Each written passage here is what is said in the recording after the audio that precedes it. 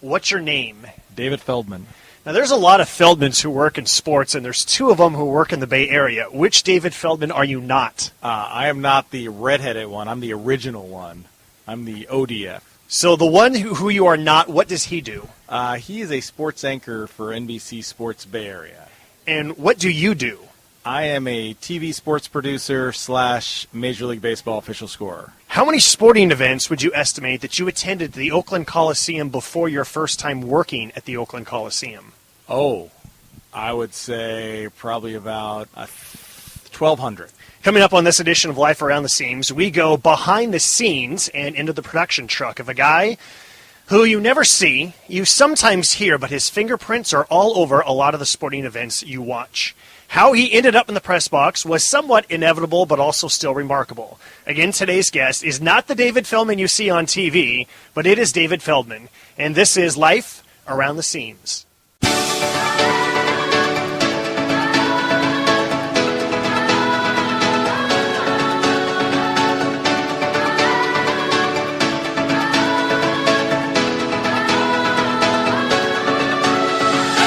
Former Major League pitcher Jim Bouton once wrote, "You spend a good piece of your life gripping a baseball, and in the end, it turns out it was the other way around all the time." Welcome to Life Around the Seams, a podcast about baseball people who have interesting stories from between the lines, and sometimes even more interesting stories outside the lines. Here's your host, Josh Sushan.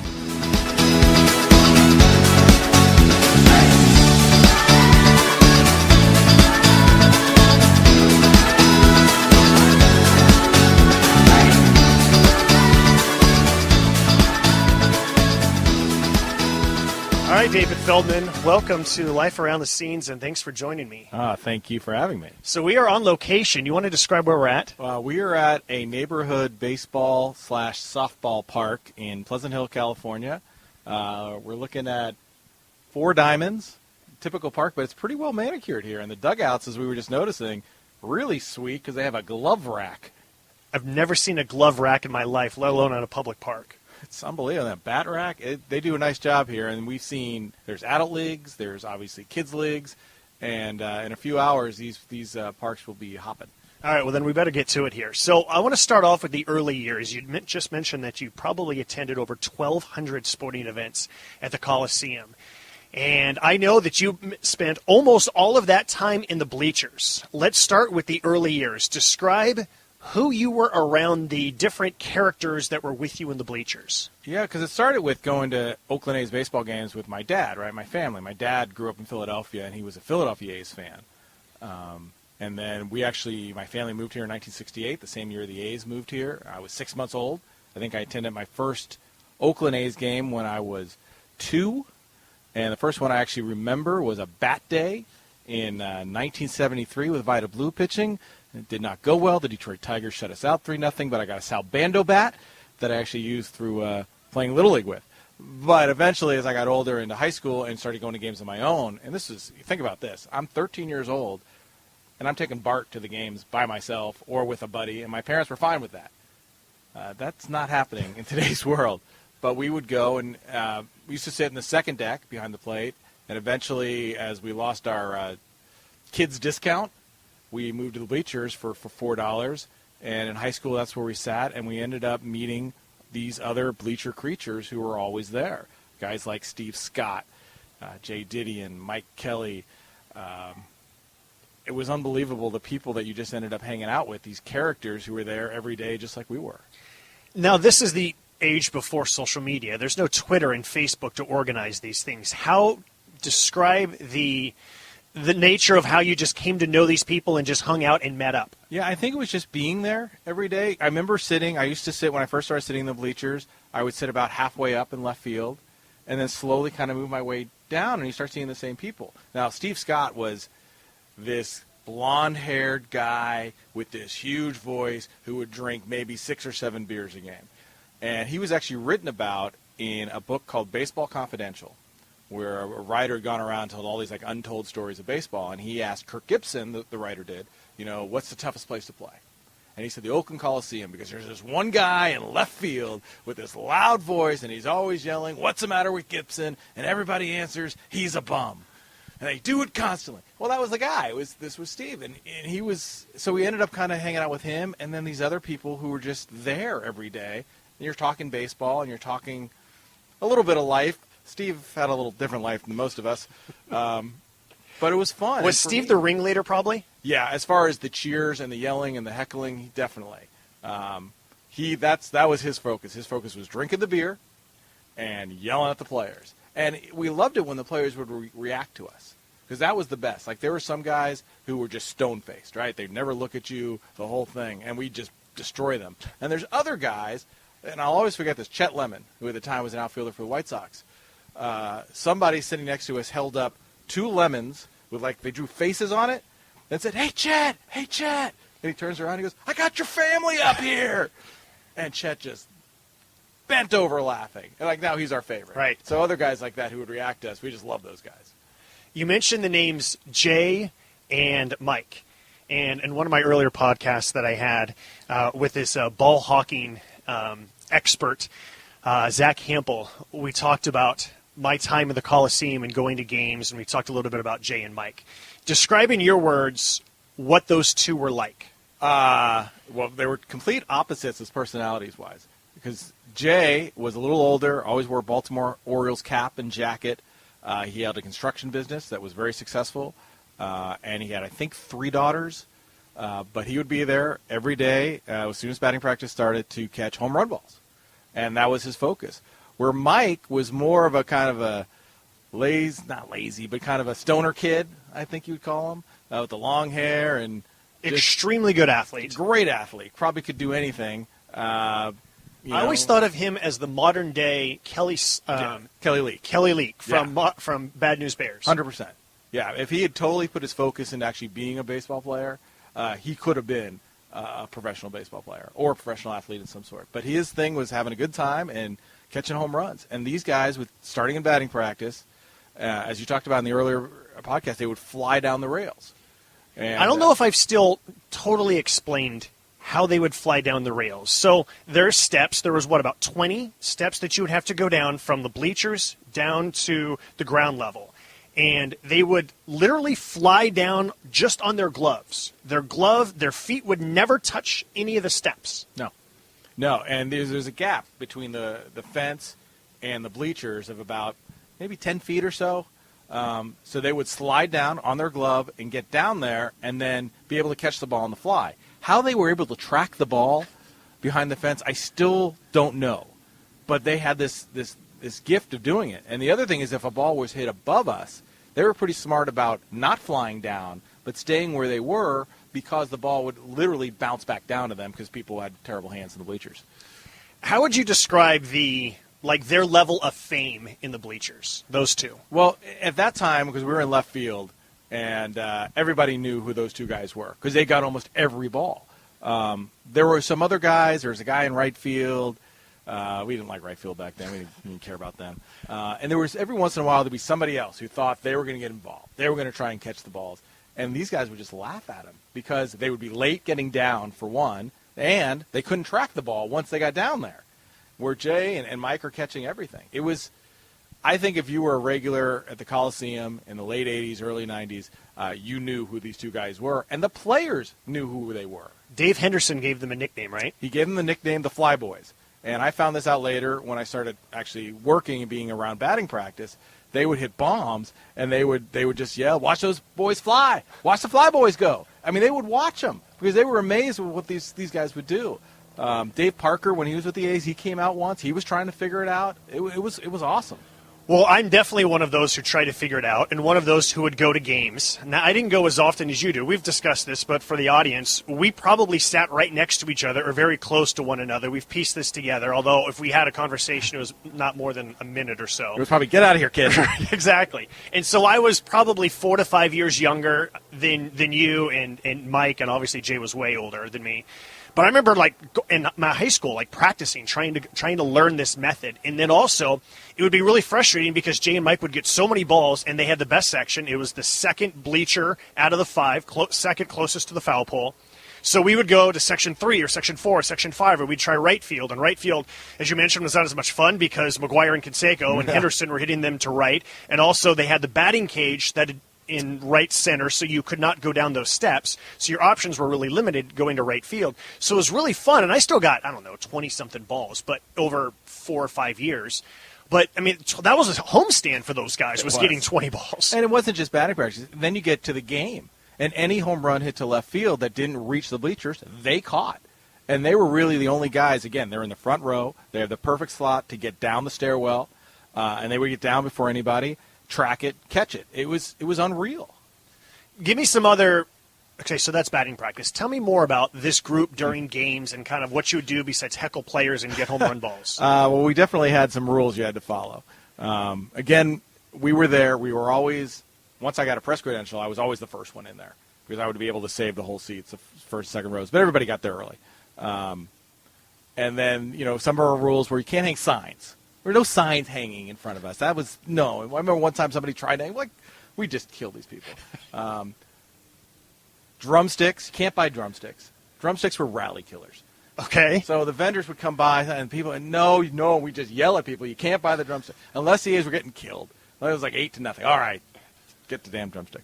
And then you start seeing people. I still remember there was this one lady, and she loved Walt Weiss. She loved him. She would always come to the games herself, but she might have been a little off. I don't know. One day, somebody either sat too close to her or did something, and she had a big plate of nachos, and she just threw the plate of nachos at. And so forever, she was Nacho Lady. Because that's how she becomes. She was Nacho Lady. So eventually it was a group of about 12 or 13 of us that was at almost every game. And in 88, the A's make the postseason. And obviously at the time there weren't bleacher season tickets. So how were we going to get postseason tickets? You had to be a season ticket holder or you had to, have some other way to get them. Wait in line a really long time, and you're still no guarantee of getting those seats that you guys are always in. Exactly. So we actually wrote a letter to Wally Haas. Who's the we? Who actually wrote it? I believe we had because one of our people in the bleachers, Steve Heinerman, was a San Jose State professor, communications professor. I believe he actually wrote it, and we all signed it, and basically just saying, hey, we come to every game, but we don't have season tickets because bleachers don't have it. We'd love to know if there's any way we can get postseason tickets. And who'd you write this letter? We wrote it to Wally Haas, the owner of the A's, and I think we ended up sending it to his son, Wally Haas Jr., is who ended up, because he was more the president at that time. And that's who we sent it to. And this is, again, 1988. There's no cell phones. There's no email. There's none of this. We just mailed it off. And probably about mid-September, I think we sent it off. Never heard anything back. And now it's a week before the ALCS is going to start with the A's in Boston, and I get a call at home. And I answer the phone, and it says, this is the Oakland A's ticket office. We have 13 sets of bleacher postseason tickets waiting for you. Wow. What? Are you kidding me?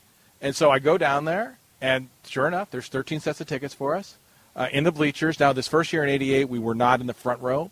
We were maybe in row 10, but in our section. Still close enough for Jay and Mike to get down the thing, to get the home run balls in Game 3 of that series. And to battle for the McGuire home run in Game 3 of the World Series. The next year, we did it again. They supplied us with the tickets again.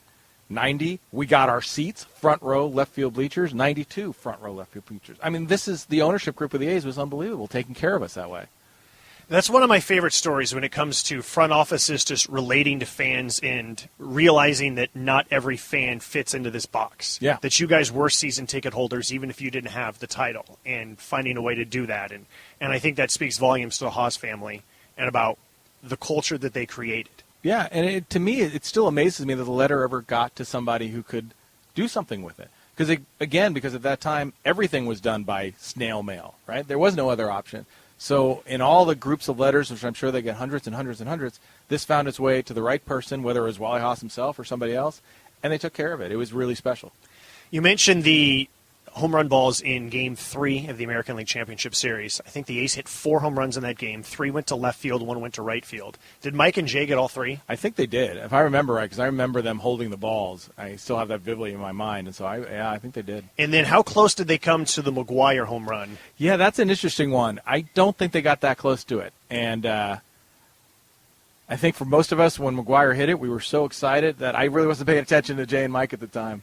So that's one of the other things that I find interesting about home run balls from that era, because to me, it was, let's get a ball during batting practice that we can either play catch with or we can get an autograph with. And then once the game came, yeah, you'd like to get a home run ball, but really you were just excited that your team was doing well. And it wasn't like, oh, this is a historical baseball where I might be able to sell it. It was just, let's celebrate. Our team just did something positive. Yeah, 100%. And that we're more excited about that. Why those guys, Jay and Mike, their total focus was on the ball. They wanted the A's to win. They were A's fans, but they were not quite live and die like the rest of us were out there.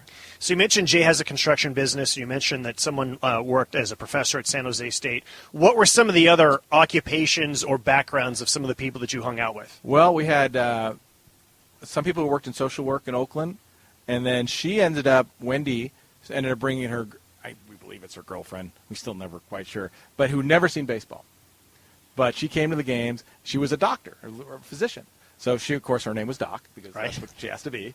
And she took to baseball and she just loved it. And she learned it sitting in the bleachers, sitting with us, watching these games. So she was great because it was like watching baseball through a newborn's eyes. Things that would happen on the field and her eyes would just look in wonder. I remember one time somebody got thrown out trying to stretch a triple. And her reaction was, well, he was safe until he was out. Which is the perfect explanation. Okay, that makes sense. My parents were out there. My sister's ex-boyfriend used to sit with us. Another lady who worked at University of California. It was a very eclectic group of people, obviously, from different forms of life who just came together over this one bond. And I still remember that we have this one picture where it's taken from down on the field looking up at us. So it looks like this is Ricky Henderson's view of us. And we're all sitting there, we're all waving, and it's just an unbelievable shot, and I treasure it. Who took the photo? Did Ricky? The story would be way better if Ricky did. For story purposes, yeah, it was Ricky. Ricky, take the picture. No, I got to believe there was a security guard, Larry Ball, who was... I remember security guard named Larry. And Larry was the scariest-looking dude, right? He was a big African-American who... in those days, the A's security wore these dark green uniforms, all green, and he looked scary. But he loved us, hated everybody else. And Larry would always take our picture. You know who else was out there? Gary Radnich. Really? Not him. Okay. But his assistant, Kevin the bodyguard, who he's mentioned all these years. Kevin used to sit out there with us. And he was a regular. It was an interesting group. Okay, so during this time when you're around these people, what else is going on in your life? What are you thinking that you're going to do, like for money, for work? So basically at this point now I'm out of college, or a couple years in college, and I was working in radio, and I wanted to do something. I'd love to do something in sports, but I really wasn't sure. I wanted to work in radio. I had different jobs at different radio stations. The best thing I ever did when I got my first job at this radio station in San Rafael, I was doing the traffic and continuity, which is basically commercial logs. But they didn't have a sports department or anything. But I took their letterhead and sent it to all the teams to get credentials for all the games, which I still can't believe I did this, and I can't believe I pulled this off. I went to the World Series on a credential. I went to every game of the '89 World Series on a credential from a station that I didn't really do anything for. But I was able to do this, and I went to, obviously, A's games sat in the bleachers, but I went to Warrior games. I went to Giant games. I went to I didn't really go to Niner games yet. But going to Warrior games, I started to meet people. And I met these people who were stringers. What do they do? What's a stringer? It's a stringer.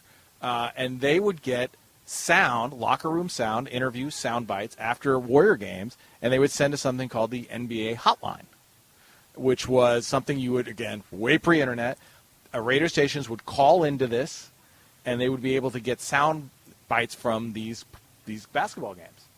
And so I started seeing there were new jobs. The Associated Press had a job called besides a writer, there was someone who used to have to call in the box score. And I got it hooked up calling in box scores. So I was starting to do these little things in media just by hanging around and being there and people seeing me and saying, well, he seems like he won't screw it up. Let's give him a chance. When did you first meet Greg Papa? So this was 1990. It was during the NLCS. I was actually training at a radio station, a news station. But the A's had just clinched. They just swept the Red Sox, and Game 6 of the NLCS was going on, Reds and Pirates. And I didn't want to go to training that night. All my friends were going to this bar, and they were going to watch the game. So I ended up walking from the Barcadero down to Green Sports Bar through the Broadway Tunnel. I've never done this walk before in my life. Too stupid to know how to take the bus. That is a long tunnel. It's a long tunnel. And not too many humans walk through the Broadway Tunnel. No, it was just stupid. But I was, too stupid to know how to take the bus and too broke to take a cab. But I ended up getting to the bar, and I'm sitting there. I'm sitting next to Greg Papa, who at the time was the Warriors TV announcer. And he was also just finishing his first year of doing Oakland A's baseball on television for Sports Channel. So I knew who he was, but I'm sitting there, and we ended up talking a little bit, and we're watching the game, and he's like, well, this is going to be great. Doesn't matter. The A's are going to win the World Series. They're going to beat either of these two teams. And I looked at him, and I said, I don't think so. I said, I'm pretty sure, especially if they play the Reds, they're going to lose the World Series, and they're probably going to get swept. And he looks at me, and he's like, you're crazy. This A's just won. They're defending champions. They won 103 games. McGuire, Canseco, Stewart, Moore. How could you say this? So I laid it out to him. I said, well, this is why. And then he goes, well, you might have a point. Okay. So as the sad story goes, the A's go to the World Series. They get swept by the Reds. It's horrible. Played terrible. But I see Greg at a Warrior game the next month. Again, I'm on just his credential. I'm just hanging out. And he looks at me and he goes, you were right. I'm going to put you to work. And through that, the next year with the A's, he made me his stat guy on A's broadcast. So because you met, let's recap this. You randomly met Greg Papa in a bar. You correctly predicted that your favorite team would get swept in the World Series by the Cincinnati Reds to the A's play-by-play announcer. And then a month later, he saw you, he remembered you, and he said that I'm going to put you to work. Yeah, it's pretty amazing, isn't it? So what is the work that he had you do? So he had a stat guy on baseball. Explain what a stat guy is. So a stat guy is during a telecast. He's in the broadcast booth with the broadcasters, and he's on headset with the people, the graphics people in the television truck. So besides relaying information just to the TV truck as far as where base runners are, pinch hitters, pinch runners, or little nuggets, you're also giving notes to the broadcaster that can enhance the broadcast. And what I did starting in the early 91 season, before he actually could get me on as a stat guy, I would do like game reports for him. I would put together, type up, again, no computers, had a typewriter, type cursive though, was sweet. I would type up these facts and stats that I would pull from either the Elias, what was the Elias book they put out by year? I can't remember the name. Not the How. No, it was an Elias thing. They did little nuggets, Elias Annual. So I'd pull stuff from that and update it, baseball encyclopedias, just stuff that Greg could use during the game. And he showed it to the producer at the time, and the stuff was good, and the stat guy they had wasn't really doing what I could do. And so Greg was able to get me in as his stat guy. And then as we went to the Warrior season, even though Greg at that time was only doing Warriors radio, they got me on as the stat guy for Steve Albert and the Warriors. Initially, before you got on, was Greg paying you out of his pocket, if you don't mind me asking? Were you doing this like free just because you liked the guy and you wanted to in, or what? Yeah, I was doing it for free just to get in with him, just to prove that, hey, I can do this, and I'd be valuable to you. The first time that you sat in a television broadcast booth next to Greg Papa as a game was going on at the Coliseum, after all these years of sitting out there in the bleachers, describe that day. It was pretty cool. Actually, the first time I actually did stats for somebody was for Vin Scully. Really? Yeah, because I had a friend of a friend who was working on the Dodgers telecast. And he said, we're coming to San Francisco. Vin needs a stat guy. You can do it. I'm like, okay. And I show up, and it's Vin Scully. I mean, I know who Vin Scully is.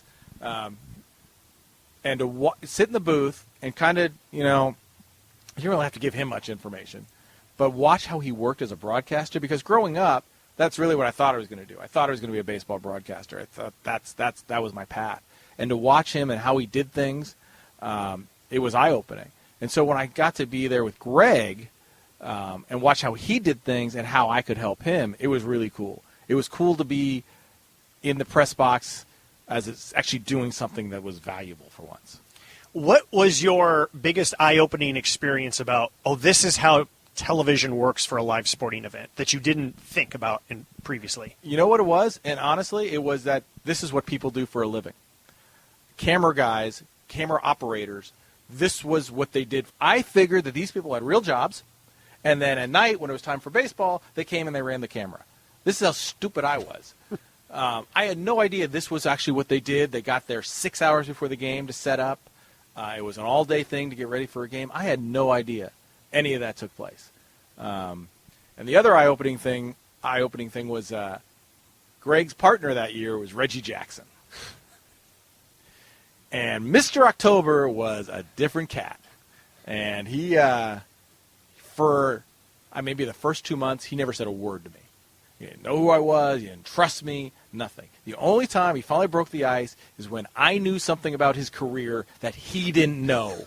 Which was? Which was that he was teammates with Mike Heath in 1978 with the Yankees, and Mike Heath played in that World Series. And Ray's like, no, he didn't. No, Mike Heath never played in the World Series. I was never teammates. And I had Baseball Encyclopedia with a World Series roster and showed it to him.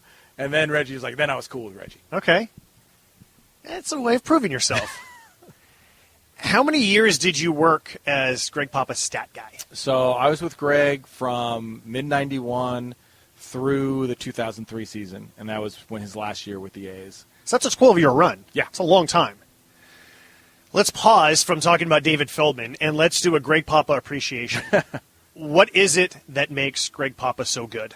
I think his preparation, his diving in for information, always put him ahead of the curve.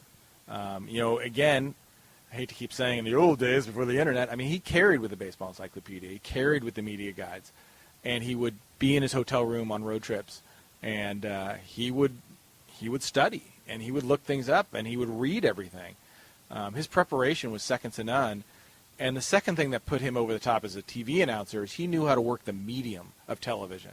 A graphic comes on the screen. He doesn't read the graphic back to you. He tags it with information. He embellishes the information that's there to give you a better sense of what that graphic means. And that's why I thought Greg and I always worked really well together, because I knew what he knew, and I knew where he was going. So I could always give him that extra little note or something, especially when I started being more in the truck. I could talk right in his ear. These were on KICUA's broadcast, where I was a graphics coordinator, associate producer. So I could talk in his ear and lead him to things or say things to him. And it was very simpatico relationship with him as far as baseball information. So I've always thought that Greg Papa is the modern-day Bill King. And Papa learned from Bill King and knows the legacy of Bill King. How much did you work specifically with Bill, or just being around him? What are some of your biggest takeaways from Bill King? Again, Bill, similar in his preparation. Bill had the big, huge binder that he carried around that had notes on everything, and most of it handwritten. He would cut some newspaper articles out, like where Greg was ridiculous. He would spend the day with the newspapers and cut little things out all day long, and then when he got to the game, he would then start taping them onto cards in his little Filofax file system that he used to call games. Where Bill had this big binder and just had notes on everybody. And he would be able to flip to the right guy and tell you something about him. Bill was a little more stat-oriented on baseball than Greg was. Greg definitely did more stories, and I think television allows you for that, where Bill would get into the numbers. But Bill was, his way with words, his way of painting a story, second to none. He loved the language. And I now when we talk to young broadcasters or young students, we always try and emphasize the language. Words and the use of words puts you so far ahead of everybody else if you can do that, and Bill was a master at it. The other thing that stands out in my mind about the best broadcasters is that the biggest moment of the game or the biggest moment of the season, they're at their best. Whether it's Papa with Touchdown Raiders, I'm not going to try and do it the way that Bill or that Greg would, but at the dynamic moment of the season, whether it's the Scott Hatteberg home run for 20 consecutive victories or whatever the case might be, that they're at their best when the game is at its best. Yeah, exactly. And you know what's so interesting about the Scott Hatteberg home run? Bill's most famous saying is, "Holy Toledo." He did not say it during the Scott Hatteberg. Did he forget? It just because it was natural. It wasn't a gimmick to him. And that proves it. It wasn't something that he was always going to say. It was just a natural reaction to things. And Greg has that, too, with big moments. If you listen, again, in the streak, when Tejada has the walk-offs, you listen to those calls, they're magical because they're just reacting to what they see. And that's what makes broadcasters of that level so good. Like you said, they're in the big moments, they shine. They don't try and take over the spotlight. They just try and be a part of it. So you mentioned how you start to work in the truck now. Explain your evolution from the guy who's just passing notes to Papa in the booth to a guy who's in the truck and starting to take on more responsibilities. So in 1993, the A's broadcast rights went to KRON, Channel 4, and talk about full circle. Remember I told you I did the stats for Vince Scully? So at the time, the director and the graphics operator was Mark Wolfson and Mark Rita were their names, and they ended up getting the A's job at KRON to produce A's baseball. And through another friend of mine, and reminded, hey, this guy knows more about the A's than anybody, and I showed up to this interview wearing an A's tie and talking to them, and this was the dream job. I travel with the A's. I go on the road with them. This was unbelievable, and lucky, again, very lucky, they picked me, and I got to travel, and I was started as just the graphics coordinator, which is the person who's doing the research and putting the graphics together. And the next year, unfortunately, they let the producer go, Mark Rita. So Mark Wolfson was still there as sort of the producer-director combo, but so he leaned on me for all the tape packages and flashbacks and graphics, and I really got to take control of those A's broadcasts. First years, we had Dick Stockton as our announcer. Dick was, the first year was great because he needed the gig. He just lost CBS baseball, and so he cared. And then he got Fox football, and he didn't care about us anymore. So that was a joke. And then the A's hired Ken Wilson. Now, here's a guy that did 3 years of A's baseball, and I don't think there's more than a handful of people who even remember who he was. I barely remember him, and I was, in theory, watching at the time. Yeah, I mean, it was so nondescript. I'm sorry, Ken. He was a hockey announcer for the St. Louis Blues. His saying was, "Oh, baby." Okay. And then when we'd be on the road, if we weren't televising that night, instead of going to the game, he would go to a minor league ballpark. He was a hardcore baseball fan. He wanted to own a minor league team, and he wanted to do research on minor league baseball. And he would go to minor league cities. So he would go to Stockton or Modesto or... Yeah, or if we're on the road in somewhere in Chicago, he'd drive up to some other city somewhere not too far by. Did he ever buy a team? I think he did, actually. I think he did have a part of one at some point somewhere. But he wasn't servicing the A's fans by knowing what his own team was doing because he was never at the games. He wasn't working.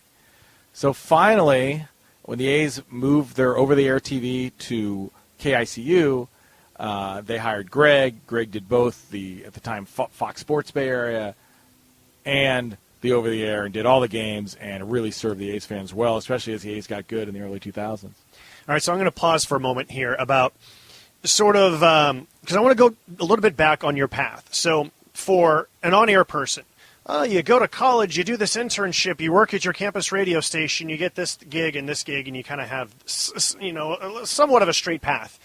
But for people who want to work behind the scenes, they don't normally just meet someone at a bar and make a correct prediction, and then that leads to this and leads to that. What is the more standard route for someone who ends up working as a producer on live television? Well, a lot of people in the industry, they start out, they go to college, and they go to broadcasting and television majors, and they get some hands-on work at different universities who have different facilities that you can work on. As then you move into what we call board shows, which is the scoreboards at the different stadiums and arenas. They need crew members, so you end up kind of working in that. And you'll find a skill or a discipline, whether you're going to be a camera person or a tape operator or work in audio. You kind of find your skill. And those are kind of they call those the under the line positions, crew type, where the producing type kind of go into graphics or sometimes as tape operators. So you're more in the storytelling than the documenting. And you just kind of do the gigs, and hopefully you do a good job, and someone gives you the next opportunity. I started, again, graphics operating. I did the Giants for a season in 1992, making $75 a game, which is ridiculous. But I got the experience of doing it. I got to go to games. I ended up getting the KISU gig. I ended up, somebody with the Giants liked me enough that when Fox Baseball got the national broadcasting contract, I was selected to do stats on their national shows. I ended up doing stats for Chris Berman of ESPN for ESPN playoffs. So a lot of it is getting the opportunities, being pretty good, being a good person, and people liking you to get the next opportunity and them recommending you to go on. I mean, the old adage, it's who you know. I think in every industry it plays off big. And then as you continue to evolve in your career, you start delving into other sports. Describe the first time that you produced a sport and you had very little knowledge of said sport. I can give you a great example. A few years ago, I was now producing for Pac-12 Network. And so we do the standard volleyball, soccer, football, basketball, semi-collegiate sports. Then I say, you're gonna get to produce acrobatics and tumbling. Acrobatics and tumbling. I'm like, okay, yeah, I'm into it. Let's do it. No idea what this thing is. It's never been televised before. Okay. So there was not even anything to go off of. Only 14 universities had acrobatics and tumbling, which is not gymnastics, and it's not cheerleading. You can't say those two words around those people. They get very upset. But it is a very, I hate to say it, it has come from the gymnastics world, but it's a team sport, and they do routines, and they do lifts, and they do pyramids, and they do tumbling. But no one had ever televised it, and we're going to televise it. Well, at least there's no one can say you did it all wrong Right. because it's never been done before. We're going to set the bar. My announcers, J.B. Long, who's the play-by-play voice of the Los Angeles Rams, was selected as the play-by-play announcer, having no idea. Samantha Presic, who was a gymnast who was Olympian, she gets selected as well. So we're going to go into this blind. And I think you do this with these sports you don't know. You just kind of find out the format. How's it work? What can you tell the viewer? My way of producing almost every event I do is I do it for the viewer. What does the viewer want to see? And what can I teach the viewer that's going to enhance his watching experience? Right? Because I'm that guy. I watch sports on TV, and I want to be that guy. So I think like him. And so we kind of just took it very simply. And then as we're actually doing the event and we're seeing how it goes and we're reacting to it, it was cool because it was all natural. We had no preconceived notions of what was going to happen. We knew how the scoring worked. We knew kind of the timing of each event. But we get to this last thing, which is the team event. And these girls have 28 members on a team. And for the team event, all 28 of them are out on this mat. There's music playing. They're tumbling. There's people getting thrown in the air. It's the Wild West. We don't even know what we're shooting. We're just shooting it, and our eyes are wide, and JB doesn't know what to say. And it was awesome because we had no idea what we were doing. Was this live or was this tape? Oh, this was live. Did you know how long it was going to last? We had no idea.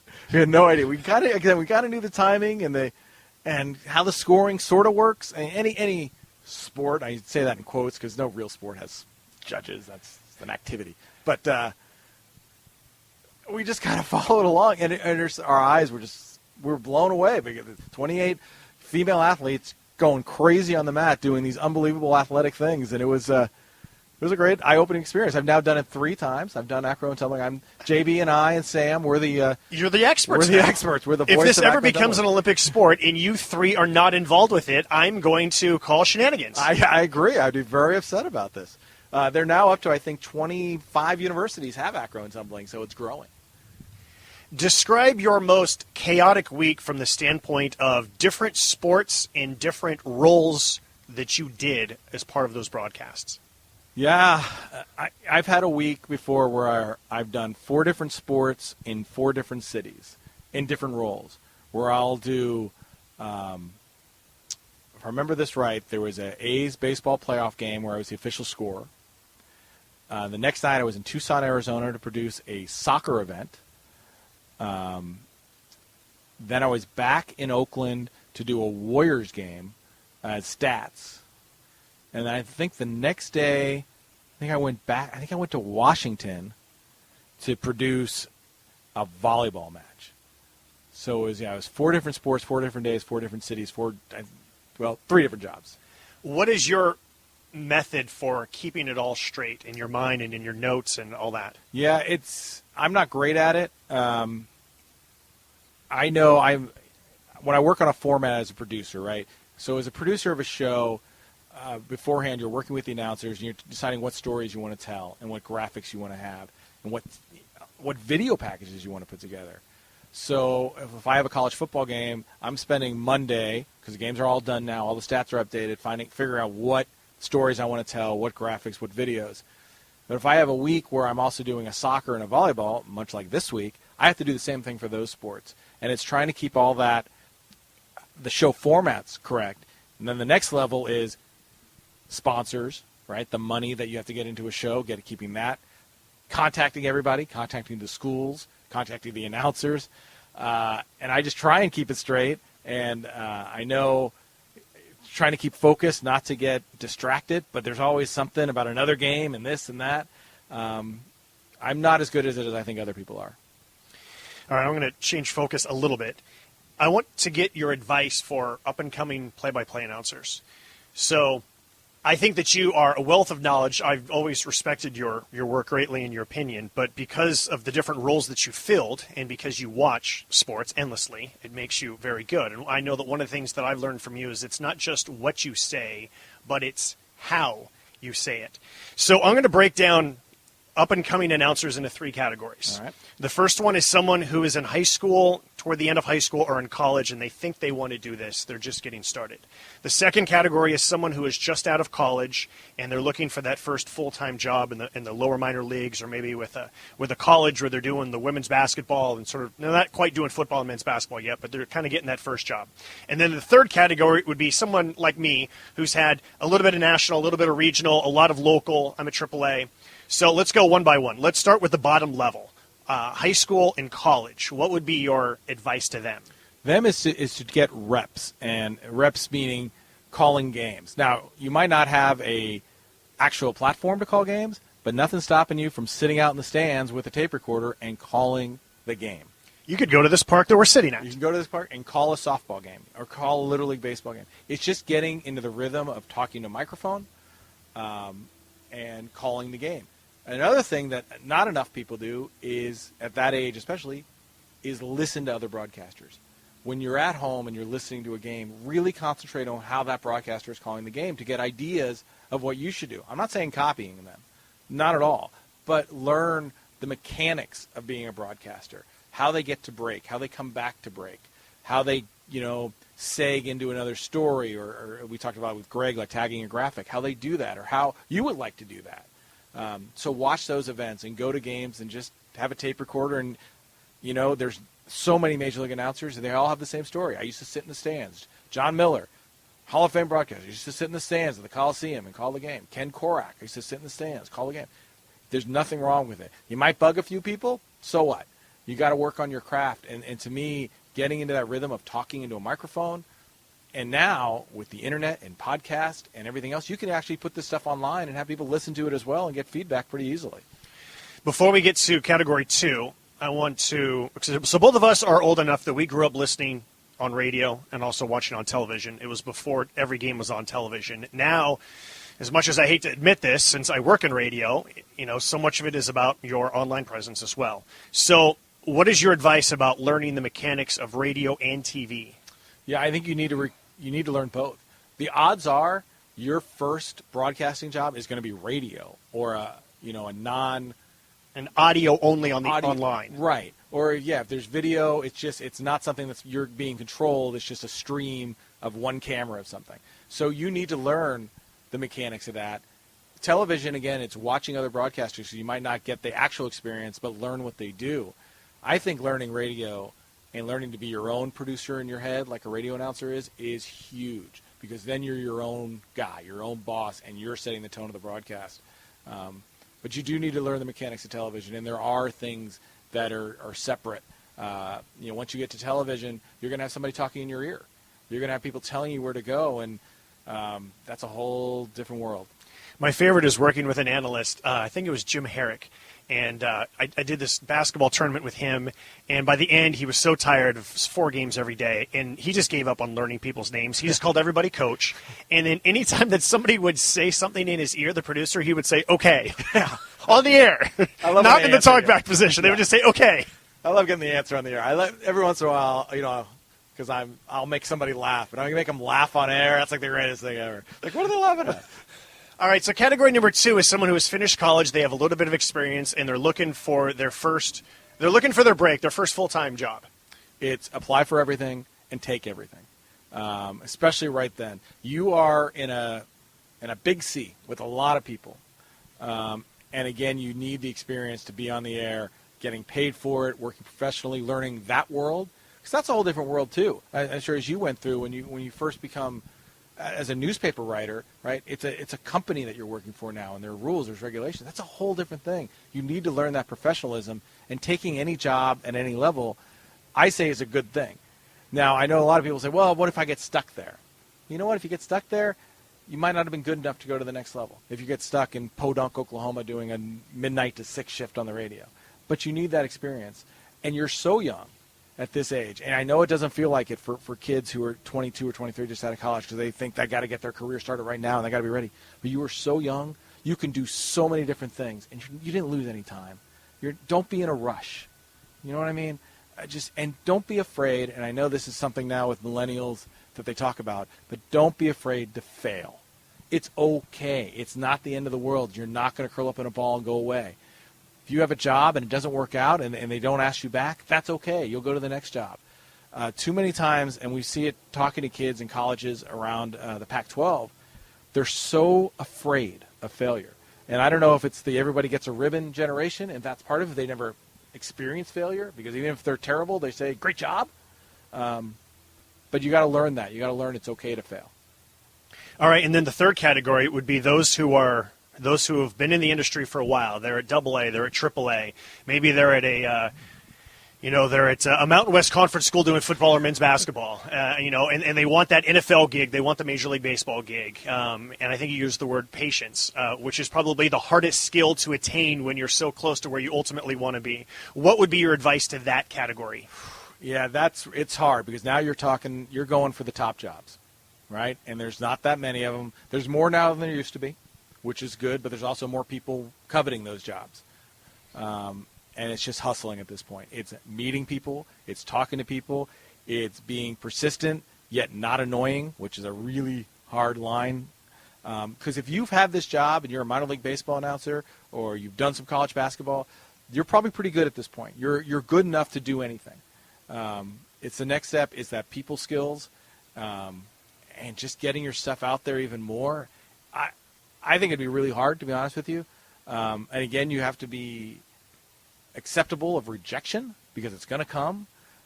But keep a positive attitude, and talk to people, and just keep going for it. You don't, in a talent-based industry, where it's really personal preference plays a big role into it. Who's doing the hiring, and do they like you?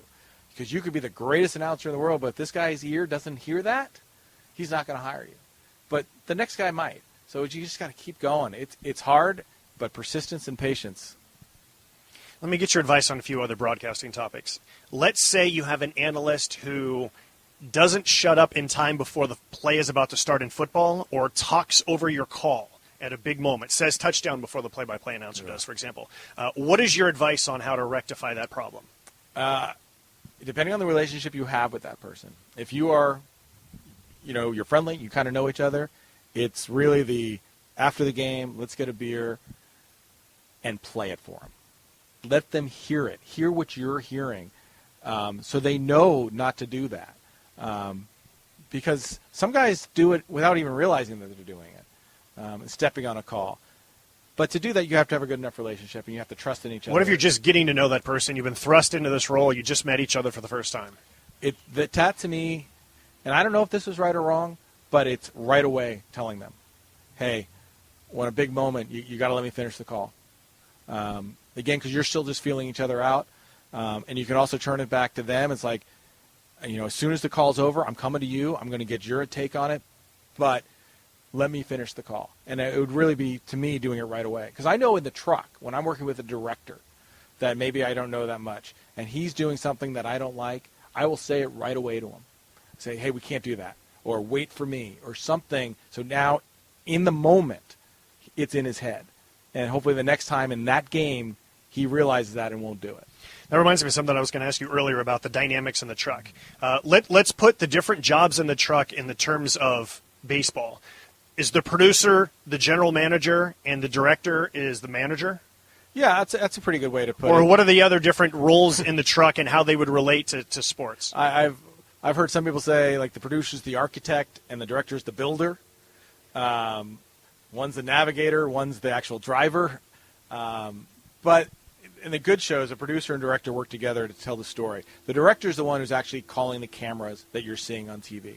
They're saying, they're doing the take 2, take 3. Where the producer is talking a little bit more to the announcers and calling the replays that you see and the timing of the replays. But the director is ultimately responsible for what's happening on air live because he's calling it. So you have to have a good relationship.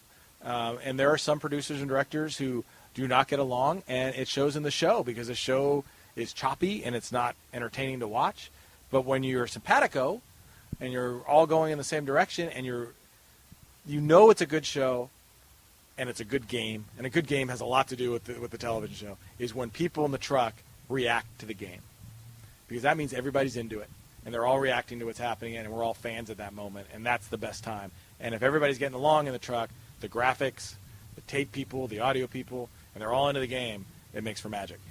What's your best advice for play-by-play announcers to have a good relationship with their producer besides just nod and do whatever the producer tells them to do? Yeah, I think sometimes, especially if you have a younger play-by-play guy and an experienced producer, they will do that. They're just, yes, sir, whatever you want. No, it's collaborative. Eventually, the words are coming out of your mouth, right? So it's really your brand that you're saying. And if there's a story you don't want to tell or the way the producer wants you to, you can say, hey, I don't want to do that. But you talk, you communicate. And we are in the communications business, and you got to talk. Now, in the truck, the announcer has a way, it's called the talkback button, that they're talking off air right to the producer, and we can hear what they want to do if they want to see something. But you have to stand up for yourself. And I'm the type of producer who, the open of the show is the first 5 minutes on TV. And it's really the only part of a sports broadcast that we control. Once the game starts, we're at the game. I like to come up with what we're talking about. It's just, to me, I have a good sense of what we can do, what's capable, and what's interesting to the viewer. But if the broadcaster doesn't want to talk about what I want to talk about, he just needs to tell me, and I'm going to say, fine, let's just change it. Because, again, it's him. It's his voice, his face. No one knows who I am. He's the face of the broadcast, and he has to believe in what he's talking about. I'm going to move on to a few other topics, but before I do that, is there anything else that I've neglected to ask you in terms of getting along with the people around you and advice that you would give to different people in this industry? I think it's be kind. Don't take things too personally. In a live sporting event, live television in any way, there's a lot of pressure, right? Because any mistake is right there for everyone to see. And Twitter can destroy you, especially if there's a lot of people watching. Exactly, and it will live on forever, and awfulannouncing.com and everything else. So there is a lot of pressure, and there's going to be times that you're going to yell, and you're going to get yelled at. But as I've learned early on, it's never personal. It's never like, and I've never yelled at anybody personally. It's always about respecting them. You're excited in the moment, and there's a lot of pressure, but it's not personal. As long as you're in a TV truck and you're efforting to do your best and to communicate and listen, everyone's going to like you for that. That's how we notice going on the road. Young people who come up in the business, if you're putting the effort in, you're listening, you're being a good person, we're going to like you, and we're going to want you around. And I say around is another thing. Hang around. If you're a kid in college and a Pac-12 truck comes up to you and they're doing the game, we're doing a game at Arizona State this coming weekend, and you're there, come to the truck, say hi, hang around. Don't be shy. I've seen more kids get put to work because we need an extra body to do something. Just because you're around, you're a good person, and you seem friendly. So for the 3 people who are in Tempe, Arizona, who are going to be listening to this podcast, go stalk the Pac-12 Network's truck and see if you can get put to work this weekend. Exactly. All right, one of the things that you did that we have not discussed yet was working with Robert Bwan on the A's post-game call-in show. What are some of your favorite moments of doing that work? So I actually started doing it with Rich Herrera. Oh, yes, Rich. I love Rich. Hey, buddy. Here's my partner in crime. Rich is a radio guy who kept getting radio jobs. And I'm not sure what he's doing now. Last I heard, he was with the Padres. Yeah, he's with the Padres flagship station. And this is another great example of a guy who's just a good guy that people like, because Rich knows the radio business, and he knows how to be good on the air, and he's a good, friendly fella, and he keeps getting gigs because of that. But doing the show with him, especially where my baseball knowledge of the A's was probably a little more than Rich had. And I was kind of nuts and bolts with it. And Rich was the friendly guy. So I came off, and people thought I was like the mean guy on their end. Because people would call him, like, no, you don't know what you're talking about. Let me tell you what it is. And Rich was like, oh, it's all right. So it was fun, though. It was fun to always talk to callers. The years I did it, 98, 99, 98 the A's weren't very good. But 99, they started to have the roots of what they were going to be with Giambi, and Tim Hudson came up that year, and Chavez came up that year, and you could see what was going to happen. And luckily, as we went on, when Robert Bwan finally did get the show, he would at least have me on Fridays, and we would do stuff. And it was just, I love answering questions and trying to come up with an answer and inform people. We talk about our bleacher crowd. We still get together every Super Bowl Sunday. Really? Yeah, my mom has held a Super Bowl party at her house now for over 30 years. And it was because it was like, for us, the Super Bowl was the start of baseball season. So all the bleacher people would come to my mom's house, and that's still the way. We still all get together, and their favorite thing is to ask questions. And when I traveled with the A's, obviously I had a little more insight than I do now, but it was fun to talk and tell stories and tell people what was happening, and that was what the radio show was like. Having spent 4 years doing a post-game call-in radio show as well, I have numerous favorite memories of working both with Ken Levine and Joe Block. And for me, the memories that I have that always stand out the most are when there's a rain delay, when there is a power outage, and Charlie Steiner and Rick Monday, all right, we're going to send it to Ken and Josh. Like, those are actually my favorite moments. It never rains in San Diego. There was one night, there was 3 different rain delays. So we had 3 different times that we took calls. And whether you're taking calls from where people are in their cars or they're at home, or people who are at Petco Park in San Diego and just know by instinct, let's just call in Dodger Talk. And we're just going to listen, because that's the only way we can listen at this point, is just to call in and listen and ask questions. So the more unique reason that I was on the air would be some of my favorite shows. And then also, anytime it got after midnight, it was Dodger Talk for Lovers. Nice. And that's when I got really weird. You know, it's funny you bring that up. This would be my favorite moment on the air by far. It was Fenway Park in Boston during a rain delay. And, when Bill King would be around at all, it was always intimidating. It was always intimidating to be on the air when Bill's sitting there. It's Bill King. It's my idol growing up. So he's sitting there, and I get on with Robert Bwan to help fill this rain delay. And he was saying something about the time it was about wild card or winning the division. And I went on this big rant about how much more important it is to win the division, to be a division champion, that has so much more, whatever I was saying. And out of the corner of my eye, I see Bill scrambling to get his headset. And I'm like, oh, crap. What did I say? What's going on? He gets on, he clicks on. And he goes, Robert, I just need to tell you something. I agree totally with David. And I was just like, that's it. I'm done. Thank you, everybody. Good night. It was unbelievable. It was by far the coolest moment I ever experienced on the air. Okay, so after all those years of sitting in the left field bleachers and meeting all these great people who you're still in touch with, come now 2000, and you got these fans in the right field bleachers, and it's a different bleachers now because of Mount Davis, and they're banging drums, and it is like a soccer atmosphere out in right field. What emotions did that trigger, seeing the way that the right field bleachers kind of transformed? Yeah, it was interesting because the drums actually started in left field, believe it or not. Really? Okay. Yeah, and I remember it was during a Padres series, and it was Jerry Coleman was getting really upset because the drums were bugging him. I thought, because again, it wasn't the bleachers anymore. Once Mount Davis was built and they put seat backs up there, and it wasn't the same. But it was fun to see the communities again start, and that's what right field has grown into. And there's a left field community now too, and you see the same thing, the same people at every game, and people getting to know each other and traveling and having fun with it. The drums was unique to Oakland, which I think is cool. I remember again the 2000 playoffs. George Steinbrenner wanted them to ban the drums. Come on, George. What are you doing? In my time, we had Hindu's Bad Boys Club, and we had the other Hindu fan club. Hindu Land, and these groups of these pockets of fans. There was Ricky's Heights down the left field line. Wasn't something like Henderson's Heights? Henderson's Heights. So it was cool. And then they went with the signs, and they had some artists put together like actual portraits of players, and it became. It was really cool what was happening out there. And the A's fans, and I always said this, and we felt this a little bit in '88 with the A's when the A's finally won the division, because we had been there and we'd been through it. And those fans who had been there in '97 and '99, when you finally win in 2000, the experience is like no other. It's so organic, and it's so joyful, and there was no expectation.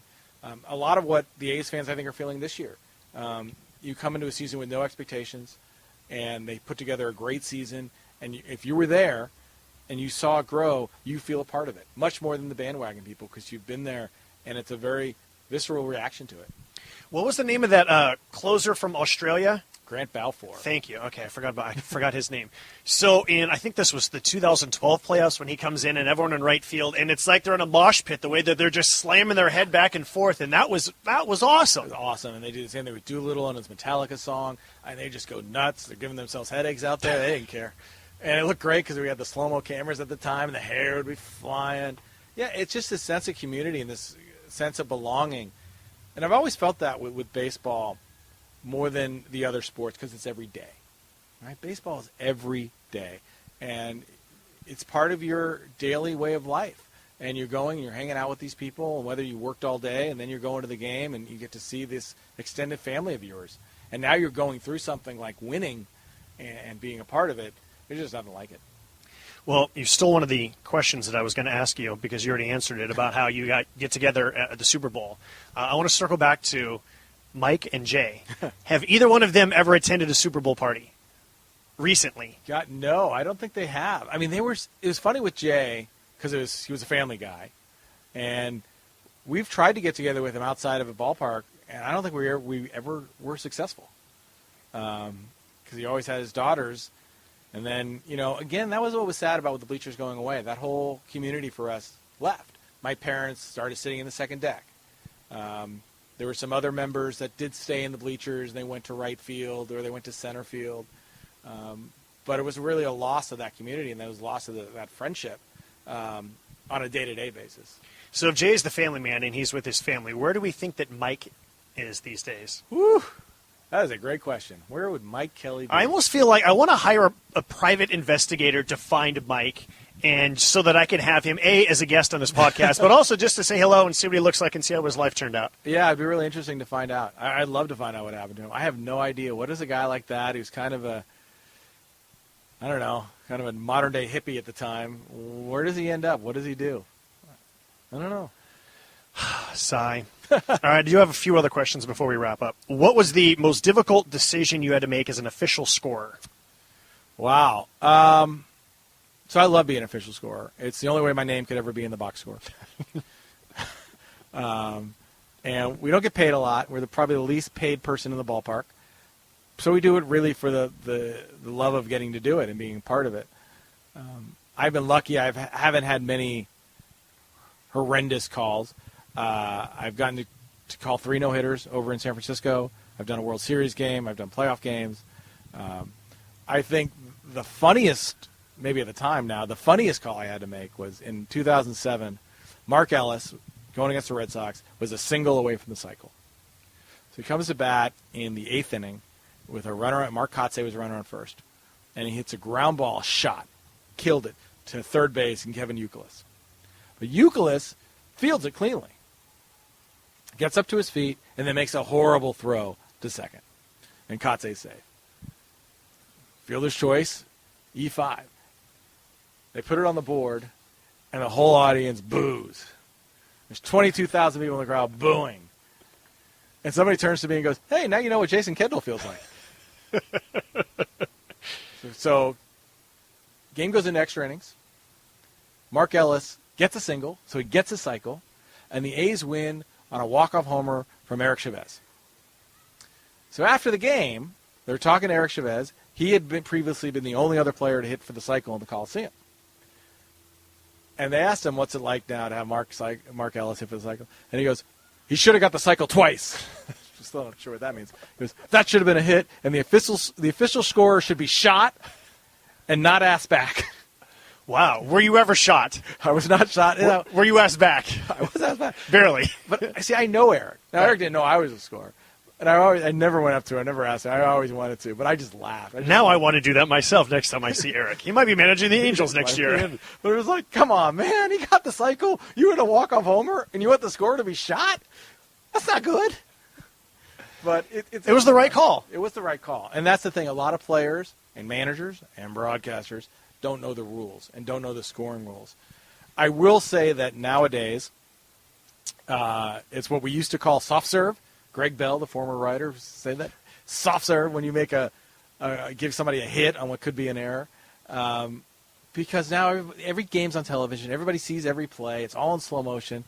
Everybody bitches if you give an error. It's almost easier to give a hit. You almost have to give a hit on anything that's not the most routine of plays, else people just go crazy. And it's sad because it's not what it should be. There should be a more of a level at the major league level to make plays, but they complain. All right, let's go back full circle. When was the last time you sat in the bleachers as a fan and watched a game? You know what? The last time I sat in the bleachers, not at the Coliseum, I sat in the bleachers at 2009 ALCS Angels and Yankees. I took my girlfriend. She's a big Yankee fan, and we went to a playoff game in Angel Stadium and sat in the right field, or above the right field fence. I don't sit in the stands that much anymore.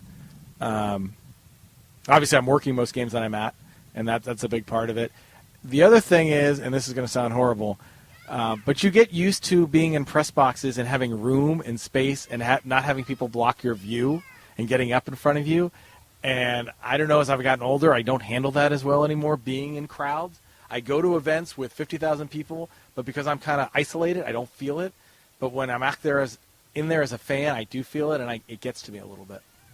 When was the last time, if ever, that somebody saw your name and got mad at you for something that you said on TV when it was the other David Feldman, or complimented you for something that he did on television? That happens on Twitter now a lot more than it should, where he'll say something or he'll do a story or something and someone will respond to it. And they're like, come on, Feldy, you don't know what you're talking about. I'm like, what? that wasn't me. Come on, man. I will tell you this, and hopefully he's not listening. He's listening. So, Dave, I got to tell you something. You did a basketball game for a company back in January, and the check came to me. Just saying. How big was this check? Not as big as it should have been, but it was direct deposit. I really had nothing to do with it, but yeah. That's a fantastic way to end this. Thanks so much for joining me. The David Feldman, who you do not see on TV, but gets checks sent to his direct deposit. This is Life Around the Seams.